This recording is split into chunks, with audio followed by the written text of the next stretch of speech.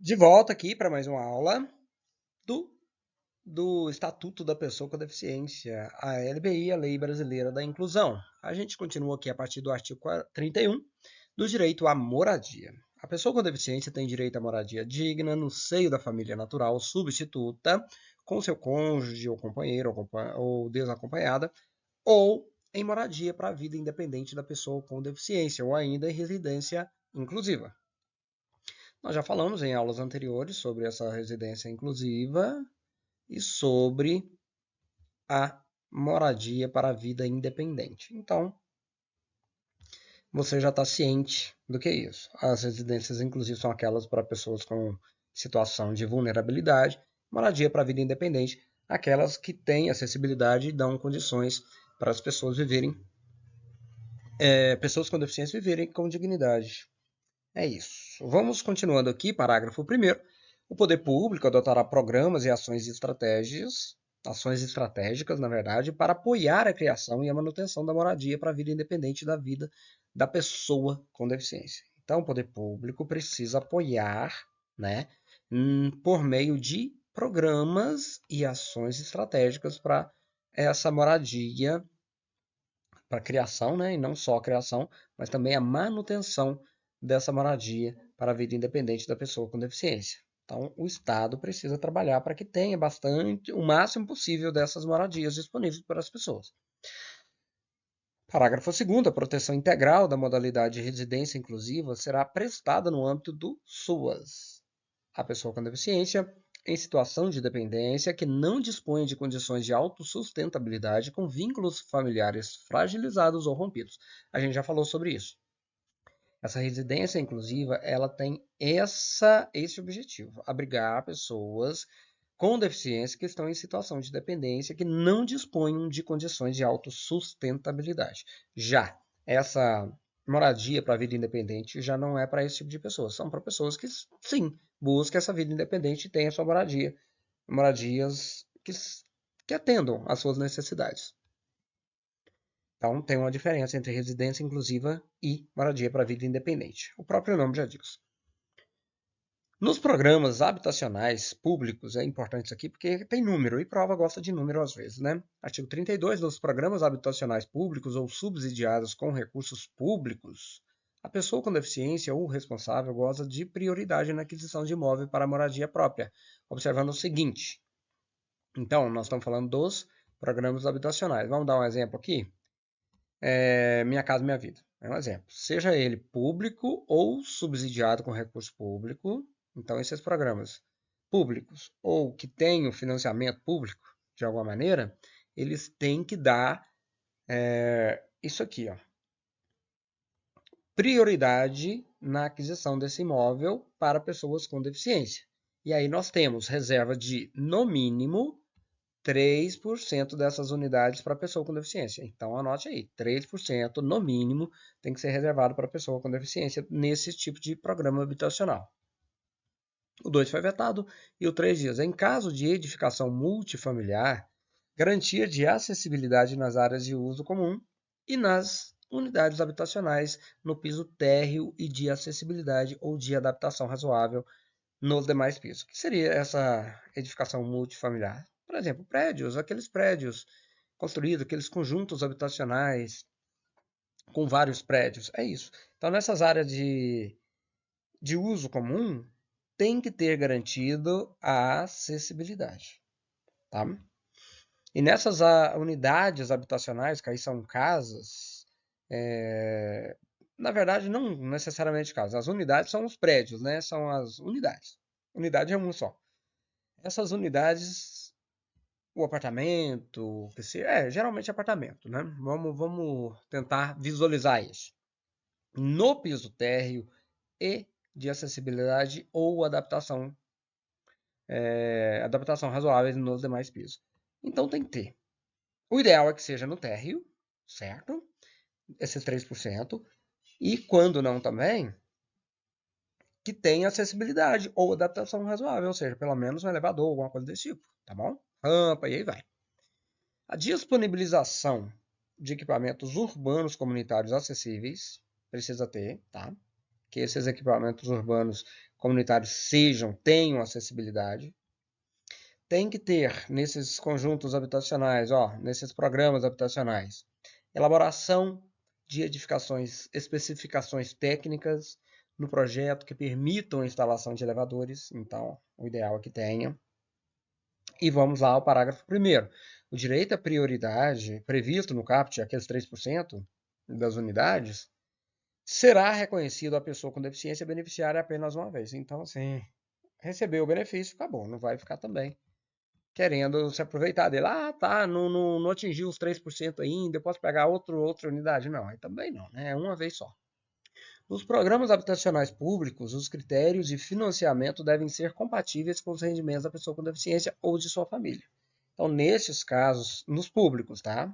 Aí não é programa habitacional privado, não. Nos públicos, aí o financiamento deve ser compatível com o rendimento das pessoas com deficiência. Então, tem condições bem especiais para elas. Parágrafo 3º. Caso não haja pessoa com deficiência interessada nas unidades habitacionais reservadas por força do disposto no inciso 1 do caput desse artigo, ou seja, caso você não ache pessoa suficiente para cobrir esses 3% dessas unidades, elas poderão, na verdade, ser disponibilizadas às demais pessoas. Então, colocou lá, 3% pelo menos é para pessoa com deficiência. Aí o programa está lá, tem 3% das unidades sem interessados, aí sim, ela pode ser disponibilizada para as demais pessoas.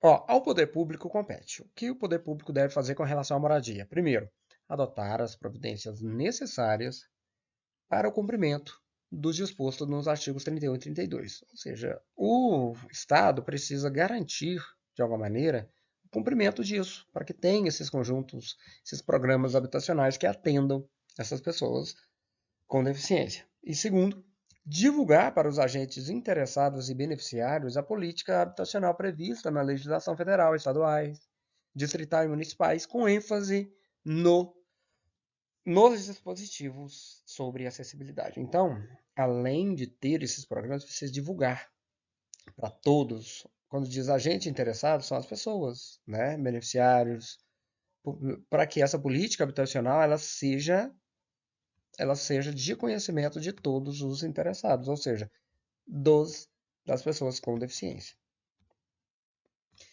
Agora nós vamos falar um pouquinho do trabalho, do direito ao trabalho. Seção 1, disposições gerais. Artigo 34.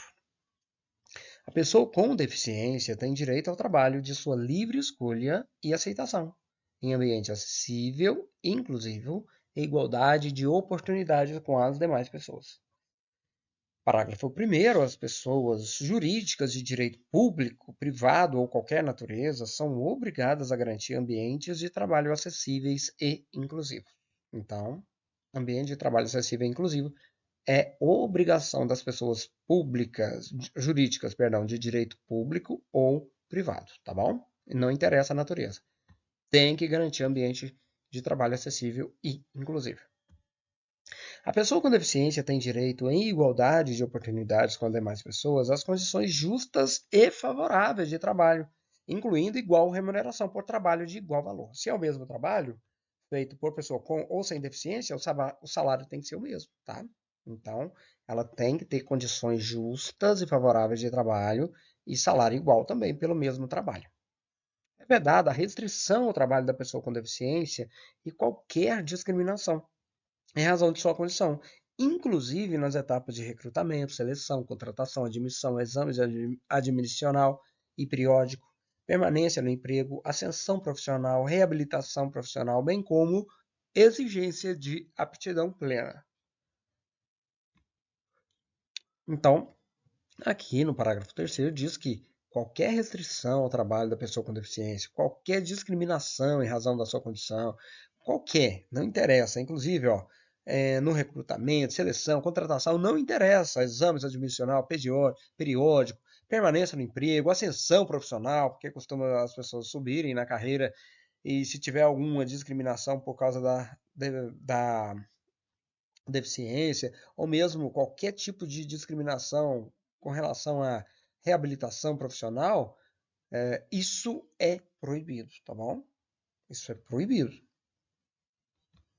Parágrafo 4º, a pessoa com deficiência tem direito à participação e ao acesso a cursos, treinamentos, educação continuada, planos de carreira, promoções, bonificações e incentivos profissionais oferecidos pelo empregador em igualdade de oportunidades com os demais empregados. O que significa, gente, é que no trabalho a pessoa com deficiência tem exatamente os mesmos direitos da pessoa sem deficiência, tá bom? Exatamente os mesmos.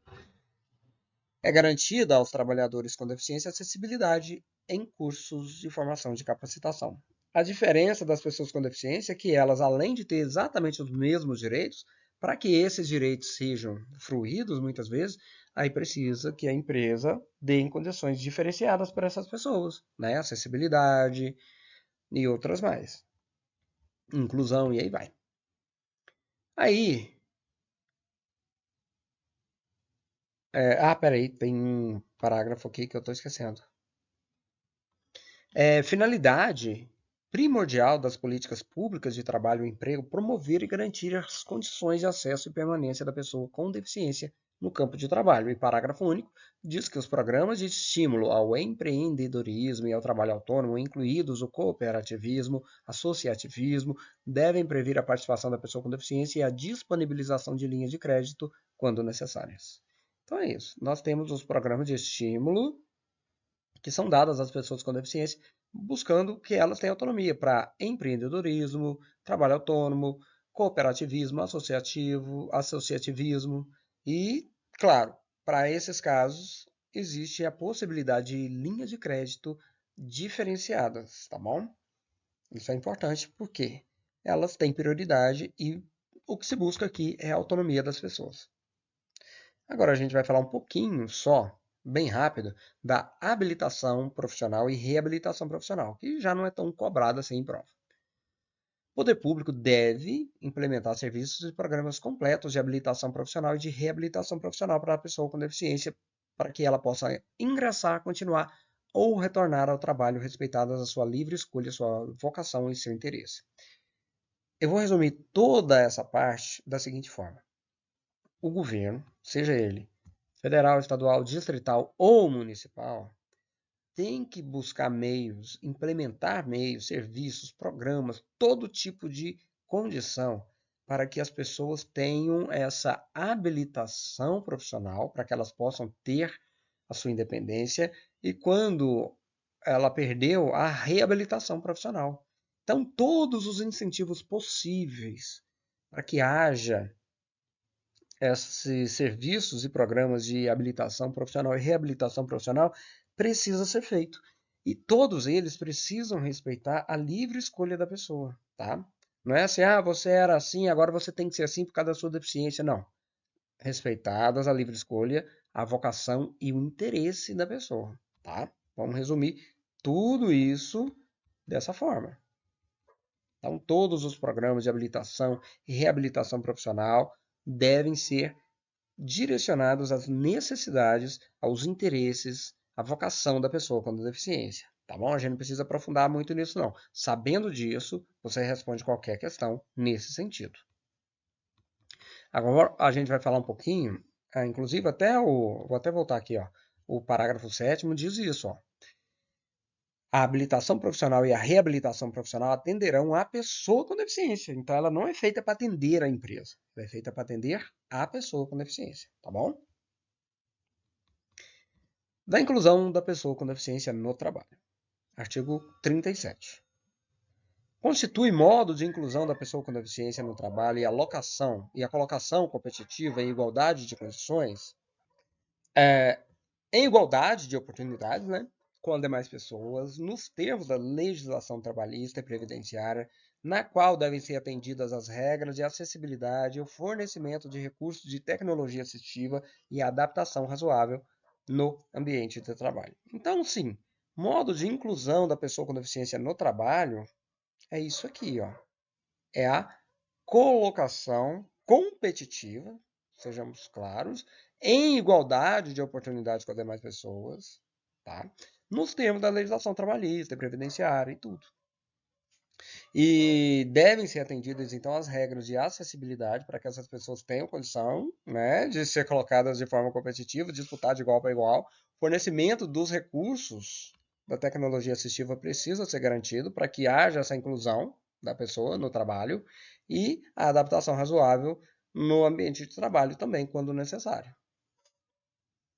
Parágrafo único, a colocação competitiva, né, da pessoa com deficiência pode ocorrer por meio de trabalho de apoio, com apoio, na verdade, de trabalho com apoio, observadas as diretrizes. Aí nós vamos ter que ler essas diretrizes, porque as provas às vezes cobram esse tipo de coisa. Prioridade, então, a colocação, nós estamos falando da colocação competitiva da pessoa com deficiência no trabalho, certo? Isso pode ocorrer por meio de trabalho com apoio, como está dizendo aqui, e tem essas diretrizes a serem observadas. Vamos lá. Primeiro, prioridade no atendimento à pessoa com deficiência com maior dificuldade de inserção no trabalho. Provisão de suportes individualizados que atendam às necessidades específicas da pessoa com deficiência, inclusive a disponibilização de recursos de tecnologia assistiva, de agente facilitador e de apoio no ambiente de trabalho. Então, primeiro, atende-se às pessoas com maior dificuldade de inserção. Tem também a provisão desses suportes, né, individualizados sempre, para atender às necessidades específicas da pessoa com deficiência. Aí especifica aqui que, inclusive, disponibilizando esses recursos, quando necessário, de tecnologia assistiva, de agente facilitador e apoio no ambiente de trabalho. Outra coisa que é necessário, respeito ao perfil vocacional e interesse da pessoa com deficiência apoiada. Tem mais, continuamos aqui, oferta de aconselhamento e de apoio aos empregadores com vistas à definição de estratégias de inclusão, de superação de barreiras, inclusive atitudinais. Então, aconselhamento e apoio aos empregadores, para que eles tenham essa noção de inclusão, né? Com vistas à definição dessas estratégias de inclusão e superação de barreiras. Tá? Inclusive, não deixamos de esquecer as barreiras atitudinais, que atrapalham e muito. Não adianta um ambiente de trabalho todo acessível e as pessoas com atitudes discriminatórias. Outra coisa, realização de avaliações periódicas, sim, por que não? A articulação intersetorial das políticas públicas, sempre, tá? Essa articulação intersetorial sempre acontece, precisa acontecer. E a possibilidade de participação de organizações da sociedade civil. Então, bem tranquilo isso aqui, né, gente? Esse texto ele é bem intuitivo. Durante a prova você consegue entender. Essa avaliação periódica aqui, ok. Ela pode gerar confusão. Poderia, né? Mas agora você sabe que sim. No âmbito dessa acomodação competitiva, por assim dizer, essa contratação em igualdade de oportunidades e condições, sim, essa reavaliação, né? Essa avaliação periódica, ou seja, reavaliação de tempo em tempo. Artigo 8º. Articulação intersetorial, vocês já estão acostumados a saber que é necessário. Tá? Entre setores, há sempre que os setores se comuniquem em prol dessa inclusão. E essa possibilidade de participação de organizações da sociedade civil na inserção das pessoas com deficiência no mercado de trabalho também é importante. Artigo 38. A entidade contratada para a realização do processo seletivo, público ou privado, para cargo, função ou emprego, está obrigada na observância do disposto nessa lei e em outras normas de acessibilidade vigentes. Então, nós estamos falando de banca de concurso, entidade contratada para a realização de processo seletivo ou privado. Aí não é só banca de concurso público, né? Também serve empresa que faz seleção privada. Para a função, cargo, emprego, ela tem que obedecer tudo que está nessa lei. Simples assim, tá bom? Nada demais, nada difícil, nada tão complicado de entender. Já que é direito de todos essa inclusão, para a seleção também, as empresas devem obediência a essa lei. Tá bom? Agora a gente vai falar um pouquinho do direito à cultura, ao esporte, ao turismo e ao lazer. A pessoa com deficiência tem direito. Direito a quê? À cultura, ao esporte, ao turismo, ao lazer, em igualdade de oportunidades. Leva isso para a sua prova. Sempre os direitos são buscados para que elas tenham igualdade de oportunidades, tá? Com as demais pessoas, sendo-lhe garantido o acesso, a bens culturais em formato acessível, programas de televisão, cinema, teatro e outras atividades culturais e desportivas em formato acessível, monumentos, locais de importância cultural e a espaços que ofereçam serviços ou eventos culturais e esportivos. Tá? Tudo isso aqui é garantido para a pessoa com deficiência dessa maneira, né? Com bens culturais em formato acessível, com programas de televisão, cinema, teatro, tudo em formato acessível. Aos locais, né, monumentos, todos que ofereçam serviços, ela tem que ter acesso a isso. Isso aqui, monumentos, locais de importância cultural, não é tão simples de fazer porque muitas construções antigas, vamos colocar lá, Ouro Preto, na época não tinha nada disso. Então, as adaptações razoáveis possíveis foram feitas, mas em alguns casos meio que dificultou devido à natureza daquele bem, né, daquele monumento, daquele local. Mas, na medida do possível, tem que ser buscado isso, para que a pessoa possa fruir em igualdade de todos esses locais e esses eventos. Parágrafo 1º. É vedada a recusa de oferta de obra intelectual em formato acessível à pessoa com deficiência, sob qualquer argumento, inclusive sob a alegação de proteção dos direitos de propriedade intelectual. Então, ó, não pode, é proibido recusar a oferta de obra intelectual em formato acessível. Vamos colocar lá uma peça, uma música, né? Uma obra intelectual. Aí fala, tá, um formato acessível seria o que, por exemplo, da música? Eu não consigo pensar. Porém, é proibida a recusa, tá? Se há a possibilidade de ter um formato acessível, tem que ter. Não pode recusar. Parágrafo 2º.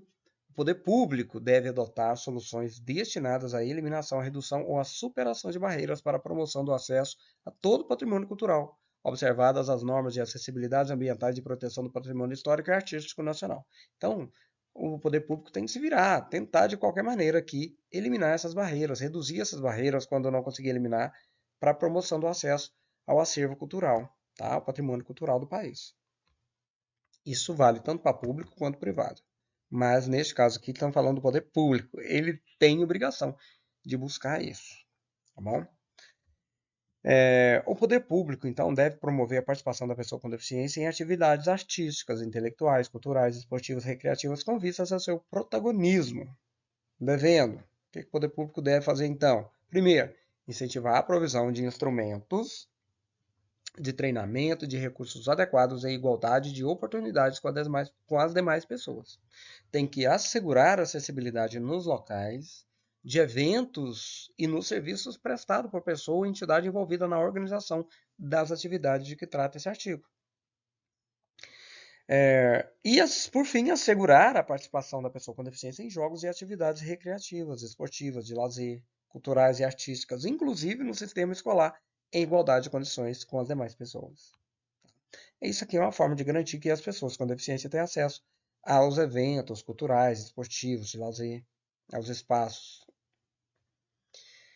Nos teatros, cinemas, auditórios, estádios, ginásios, esportes, locais de espetáculos e de conferências e similares serão reservados espaços livres e assentos para a pessoa com deficiência de acordo com a capacidade de lotação da edificação, observando o disposto em regulamento. Então aqui não fala a quantidade, tá, gente? Em teatros, ginásios, auditórios, cinema, não fala o percentual. Isso ficou definido em regulamento, então não será cobrado o número disso, percentual de cadeiras reservadas para a pessoa com deficiência. Os espaços e assentos a que se refere o artigo podem ser distribuídos pelo recinto em locais diversos, de boa visibilidade, não pode estar lá um cantinho escondidinho, em todos os setores, próximos aos corredores, devidamente sinalizados, evitando-se áreas segregadas de público e obstrução de saídas em conformidade com as normas de acessibilidade. No caso de não haver comprovada procura pelos assentos reservados, esses podem excepcionalmente ser ocupados por pessoas sem deficiência ou que não têm mobilidade reduzida observando o disposto em regulamento. Novamente, não há uma previsão aqui, há um regulamento para isso. Os espaços e assentos... perdão. Os espaços e assentos a que se refere esse artigo devem se situar em locais que garantam a acomodação de no mínimo um acompanhante, ou seja, tem que ter condição de ter um acompanhante do lado da pessoa com deficiência, tá? Ou também para acompanhante de pessoa com mobilidade reduzida, resguardado o direito de acomodar aproximadamente a um grupo familiar e comunitário. Não pode ser um canto, sim, mas ele tem que ficar isolado, não, jamais. E também temos o parágrafo 4º, que diz, nos locais referidos no caput, deve haver obrigatoriamente rotas de fuga e saídas de emergência acessíveis, conforme padrões das normas de acessibilidade, a fim de permitir a saída segura da pessoa com deficiência ou com mobilidade reduzida em caso de emergência. Em todos os espaços, ou seja, não pode sempre pensando na acessibilidade, tá, gente? Esses locais têm que estar distribuídos pelo recinto e com acessibilidade em caso de emergência. Todos os espaços nas edificações previstos no caput desse artigo devem atender às normas de acessibilidade em vigor. As salas de cinema devem oferecer em todas as sessões recursos de acessibilidade para a pessoa com deficiência. O valor do ingresso da pessoa com deficiência não poderá ser superior ao cobrado das demais pessoas. Preste atenção aqui. Aqui está dizendo que não poderá ser superior. Não está obrigando a ter meia entrada, não, tá bom? No parágrafo 7º do artigo 44 diz que o ingresso não pode ser mais caro do que para as outras pessoas, mas não está dizendo que deve ser mais barato. Se quiser ser mais barato, show, mas obrigado não é.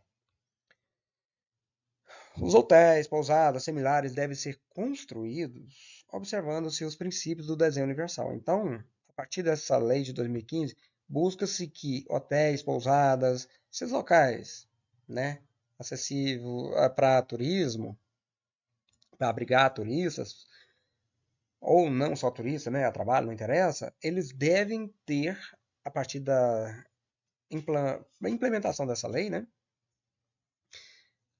o desenho universal como princípio da sua construção, tá bom? Buscando adotar todos os meios de acessibilidade conforme legislação. E os estabelecimentos já existentes deverão disponibilizar pelo menos, aí assim, estou falando de hotel, pousada, tá?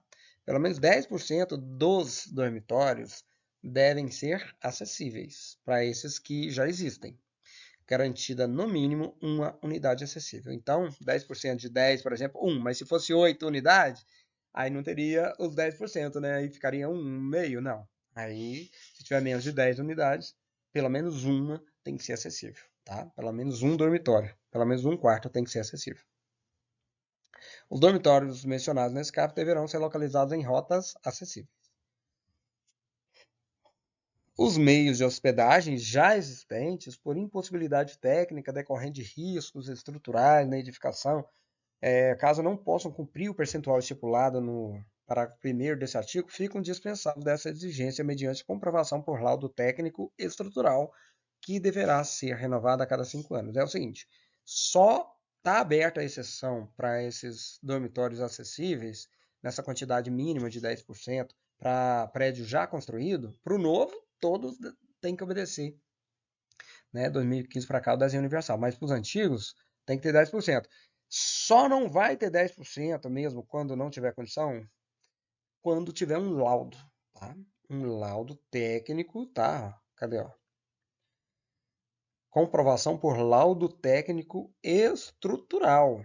E este deve ser renovado a cada 5 anos, tá bom? Só aí que vai ter a liberação de ter desse dormitório acessível.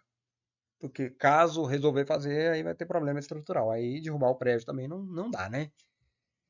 Bom, vamos finalizar por aqui. Agradeço muito.